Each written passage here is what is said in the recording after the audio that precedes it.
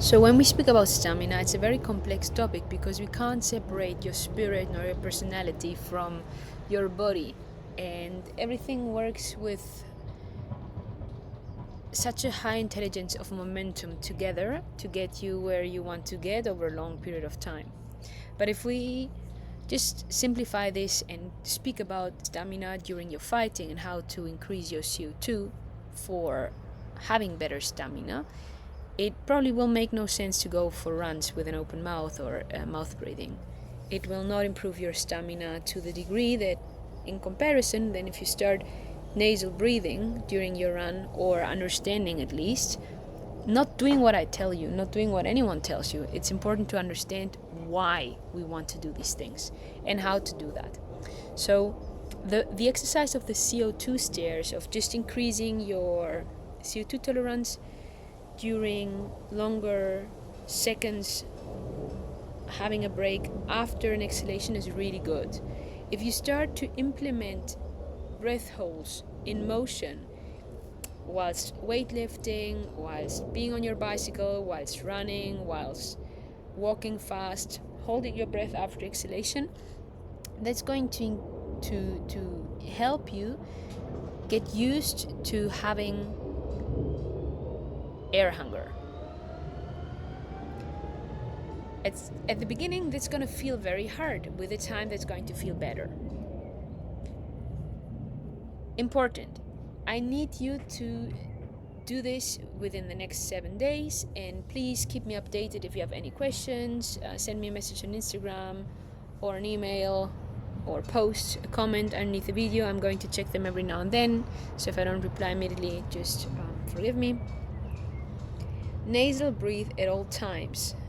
If this feels difficult or uncomfortable, you know that most definitely you are lacking CO2 tolerance.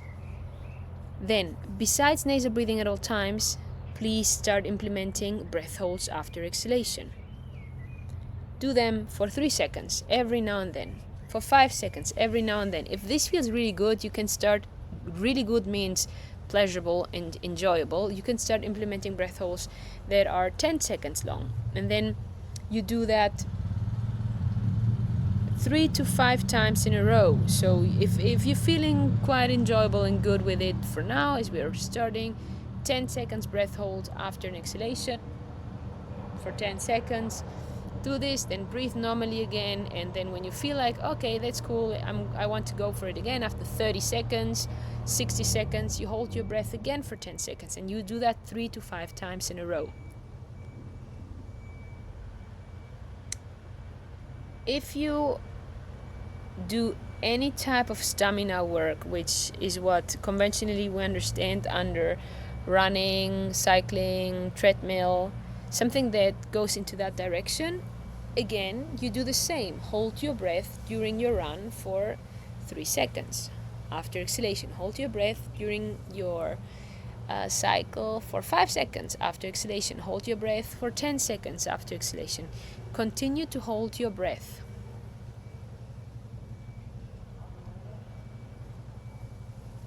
Three seconds will be possible for everyone. If it feels bad, it's only because you're accumulating CO2 in your lungs and your body's not used to it. Absolutely fine. Get used to it by trying it while sitting or laying. Start to become playful with this type of thing. Before training, it's really good to do breath holds. Why? Because the organs want to get prepared for the training as much as the muscles or the mind does. So one easy way to get your muscles oxygenated, your brain oxygenated, and your brain ready and focused is to do breath holds 10 minutes prior to training. I usually used to, speaking about fighting, and usually what I used to do when I was training, in the beginning they have a small section usually where they warm up, just jumping, running. So within that section you can already hold your breath after the exhalation. But before getting into the studio, whilst you're walking there, whilst you're walking up the stairs to the studio, whilst you're moving from the car to the studio, hold your breath. Do 5 good breath holds before entering the studio. which means again the same thing. Inhale, exhale, walking for 10 to 25 paces. If you have been practicing that outside of that moment, your body's already going to be used to it. Then do that again. You want to struggle a bit before going into training.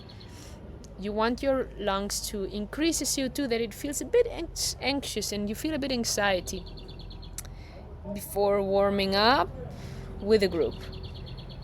This anxiety is going to help you decrease lactic acid in the buildup of your muscles, and it's going to increase your nitric oxide as well. What else is it doing? It's helping you to focus better. It's decreasing your stress hormones. It's helping your spleen to produce more red blood cells. Just for you to know, the organs are working better, the blood works better, the interaction of nutrition within the cells works better.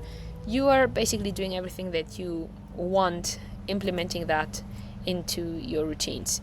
Again, I doubt everything I say because that's something that I've learned. So I do what I've learned, then I practice it into different scenarios, then I don't do it to see if it really makes a difference, or if I've been brainwashed. Then I continue to experiment with that in different scenarios. And I can tell you, because I've also stopped doing that to see what changes in the body, how the anxiety increases, how bad or good my muscles feel, and I can tell you that if you do that for a while, you might not feel the difference. But if you continue to do that, you will see that you start to be good at nasal breathing whilst being on the mat and whilst rolling. And if you stop doing that, your performance is going to decrease pretty rapidly. Now the problem is we have a society breathing and that is over breathing all the time, and we have a lot of athletes that don't know how to breathe. So this type of feels normal. It's almost a sign of being athletic to mouth breathe for the conventional mind. But if you really know a bit more, and if you have experienced your body being absolutely fine without the need of mouth breathing, you actually see that doing this type of breaths while you talk, or also whilst you are in the gym, or whilst you are in your training or in a competition, is a sign of weakness, and it's a sign of dysfunction. So yeah, all of this to say, implement breath holds before your training, nasal breathe whilst you're on the mat, use nasal breathing as much as you can. It's going to slow down your breath, it's going to train your diaphragm. We haven't started with diaphragmatic training yet, so I haven't pushed you to train your diaphragm yet. Everything that I'm saying you to do, if you continue to do that over the next couple of months, we can make a really big change in your body and in your mind. And I haven't started speaking about this yet, but I will in the next videos. I need you to tape your mouth at night as well, if you want. I haven't been doing it for a while, and I can tell you it's absolutely mad what it does if you don't do it. But also, again, everything depends on how well and bad you're doing mentally and how your environment is impacting you too. Your lungs are the closest door to the expression to everything that happens to you in your internal and external life. So training that is going to impact everything.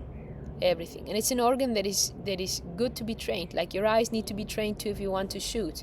Like your reaction has to be trained as well. Everything needs to be trained. And every movement in the body and the brain depends on the breath. So you can't do anything wrong by doing this.